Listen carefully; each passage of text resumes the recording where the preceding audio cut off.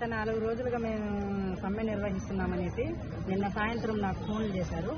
మీ అంగన్వాడీ తాళాలు ఇచ్చినట్టు ఓపెన్ చేస్తాము అని చెప్పని నేను ఒకటే చెప్పాను. కనీసము ఎవరు చెప్పారని చెప్తే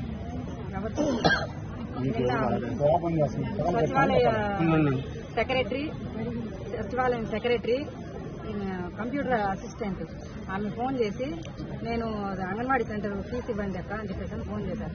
నేను వెంటనే లేదమ్మా ఈ విధంగా సమ్మెలో ఉన్నాము మేము ఎలా ఇస్తాము అని అడిగి మీరు అవన్నీ ఎక్కువ మాట్లాడుతూ సమ్మెలో ఉండేది మాకు తెలిసే కలెక్టర్ నుంచి మాకు ఆర్డర్స్ వచ్చాయి, మీరు వెంటనే ముందు ఫీజు ఇవ్వండి లేదంటే మేము తాళాలు పగలగొడతాము అని. మేము కనీసము మా పైన డిస్ట్రిక్ట్ లీడర్స్కి చెప్పి వాళ్ళు ఏది చెప్తే దాన్ని మేము ఫాలో అవ్వాలి అని చెప్తే మీరంతా ఎక్కువ మాట్లాడే పని అయితే మేము ఇప్పుడే వెళ్తాము అన్నారు. నేను వెంటనే ఫోన్లు చేపించి నేను నిన్న సాయంత్రం అయితే ఆపించాను.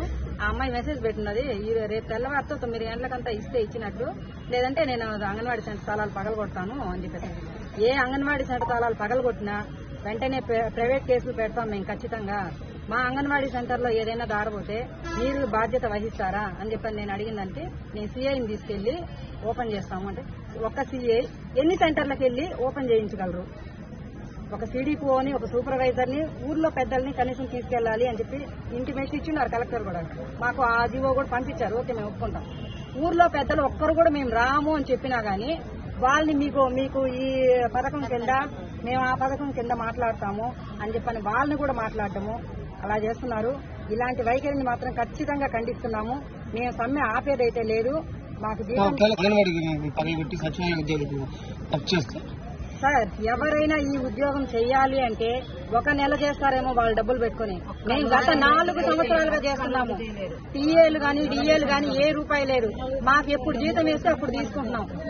ఈ అంగన్వాడీలో ఉండేది స్టేట్ వైడ్ ఎత్తుకున్నా గానీ 70% విడోస్ ఉన్నారు. దాన్ని కూడా ఆలోచించాలి. వాళ్ళు చేయలేరు. 1 నెల కంటే ఎక్కువ ఎవరు చేసినా మేమే వాళ్ళకి లొంగతాం. ఒక్క నెల అంతకు మించి చేయలేరు కాక చేయలేరు ఖచ్చితంగా మాకు నెక్స్ట్ గవర్నమెంట్ మారుతుంది. అప్పుడు మా ఉద్యోగాలు మళ్ళీ మాకు వస్తాయి.